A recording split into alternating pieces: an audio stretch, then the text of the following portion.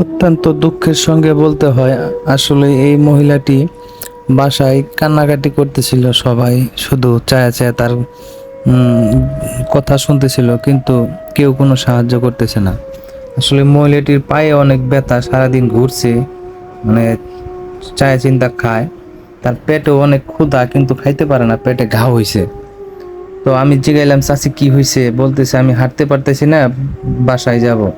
তো আমার কাছে তো তেমন টাকা ছিল না, কিছু টাকা দিছি চাচিকে। চাচি অনেক খুশি হয়েছে, আমাকে দোয়া করছে। তো তাকে খানা দানা খাওয়ার জন্য বলছি, কিন্তু সে খাইতে পারে না, তার পেটেও ঘাও, তার ছেলেরা তাকে দেখে না। তো সবাই ওনার জন্য দোয়া করবেন। লোক মহিলাটাকে দেখে আসলে অনেক মায়া লাগলো, তাই মহিলাকে অনেক একটু সান্ত্বনা দিলাম। তো আমার কাছে যদি পর্যাপ্ত পরিমাণ কিছু টাকা থাকতো, আরো বেশি কিছু দিতাম। তো সবাই ভালো থাকবেন, মহিলাটির জন্য সবাই দোয়া করবেন।